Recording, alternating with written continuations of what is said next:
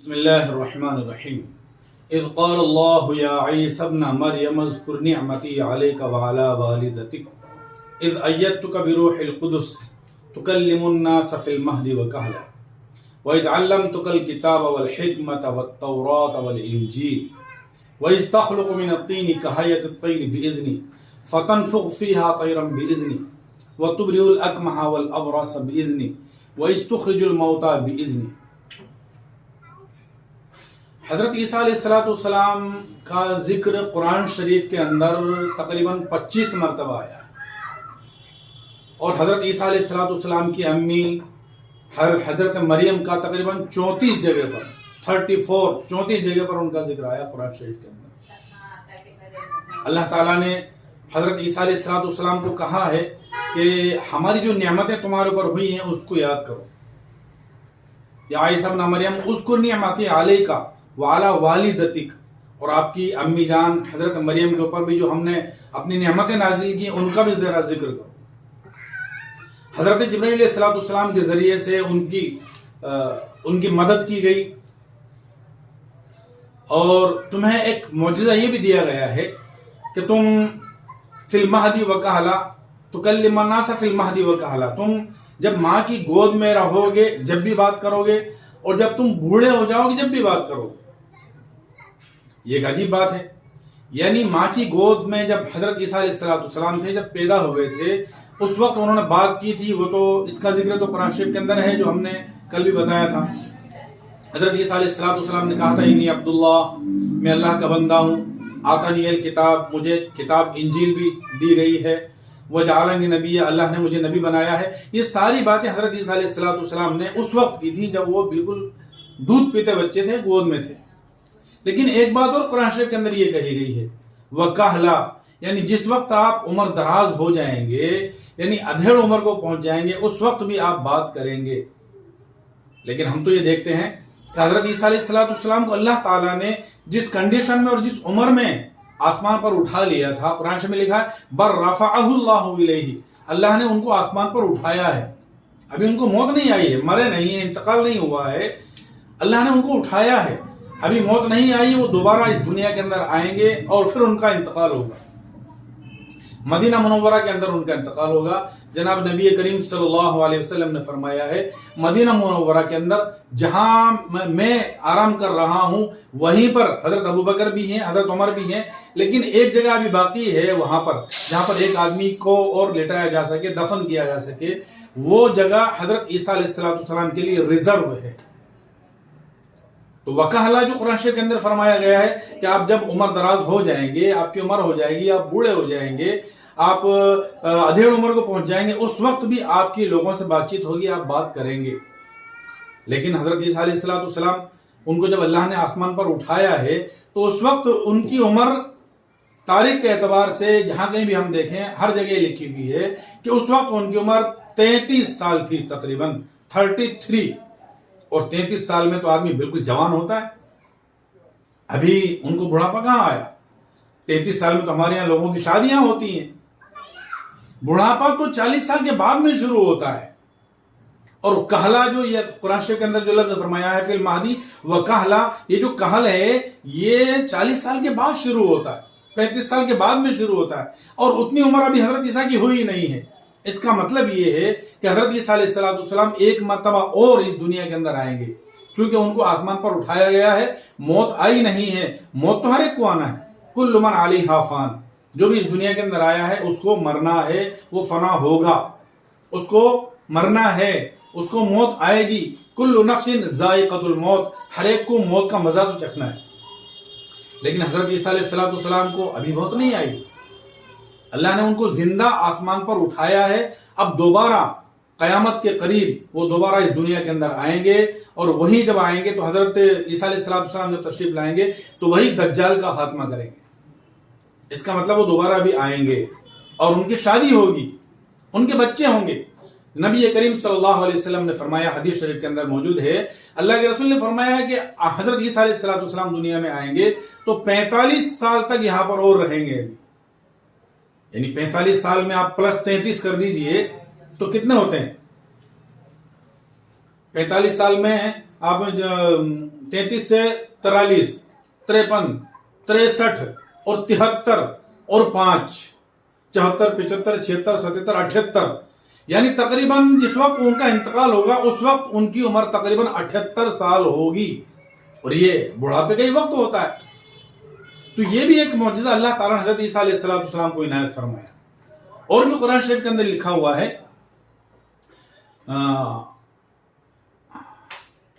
वयुकल्लिमुन्नास fill Mahdi व कहला व इज़ अल्लमतुकल किताब वल हिकमत वत तौरात वल इंजील। हज़रत ईसा अलैहिस्सलाम बड़ी समझदारी की बात करने वाले, अल्लाह ने उनको बड़ा जबरदस्त इल्म भी दिया है और वो तौरात को भी जानते थे। तौरात जो सबसे पहली किताब थी जो हजरत मूसा अलैहिस्सलाम के ऊपर नाजिल हुई, और खुद हजरत ईसा अलैहिस्सलाम के ऊपर तो इंजील नाजिल हुई है। लेकिन हजरत ईसा अलैहिस्सलाम इंजील के जानने वाले भी होंगे और तौरात के जानने वाले भी होंगे, तौरात वल इंजील व रसूलन इला बनी इसराइल। और आप अल्लाह ताला ने फरमाया व इस्तुखरिजुल मौता बिइज़्नी व तुबरिउल अकमह वल अबरस बिइज़्नी। हजरत ईसा अलैहिस्सलाम को अल्लाह ने कई सारे मौजज़े इनायत फरमाए थे। उसमें से एक ये भी था कि हजरत ईसा अलैहिस्सलाम जिस किसी को चाहते अल्लाह ताला के हुक्म से उसको जिंदा कर दिया करते थे, चाहे उसको दुनिया से गए हुए, उसके इंतकाल को, उसको मरे हुए चाहे बरसहा बरस क्यों ना गुजर गए हों। लेकिन हजरत ईसा अलैहिस्सलाम ने अगर उससे कह दिया कुम बिइज़्निल्लाह, अल्लाह के हुक्म से खड़ा हो जा, तो ये मौजज़ा खास तौर से अल्लाह ताला ने हजरत ईसा अलैहिस्सलाम को इनायत फरमाया था कि उनके हुक्म से कोई भी जिंदा हो जाया करता था। और एक मौजज़ा अल्लाह ताला ने उनको यह भी इनायत फरमाया था कि कोई आदमी अगर अंधा है, बिल्कुल जन्म का अंधा है, पैदाइशी तौर पर वो अंधा है, मादरजाद अंधा है, उसका कोई इलाज नहीं हो सकता, लेकिन हजरत ईसा अलैहिस्सलाम अगर उसके मुंह पर हाथ फेर देते तो वो अच्छा हो जाया करता था, उसकी आंखों में रोशनी आ जाया करती थी। मैं समझता हूं खास तौर से हजरत ईसा अलैहिस्सलाम का जो नाम जो मसीह पढ़ा है, मसीह, वो इसीलिए, मसीह जो है वो अरबी का लफ्ज है, और अरबी जो है अरबी का लफ्ज जो मसीह है वो मसह से बना है, और मसह का मतलब होता है हाथ फेरना। जैसा कि हम वुजू करते हैं तो मसह करते हैं, हाथ फेरते हैं सर के ऊपर, कानों का मसा, गर्दन का मसा, सर का मसा, यानी हाथ फेरना। हजरत ईसा अलैहिस्सलाम मादरजाद अंधे आदमी के मुंह के ऊपर अगर हाथ फेर दिया करते थे तो वो देखने वाला हो जाता, उसकी आंखों में रोशनी आ जाया करती थी।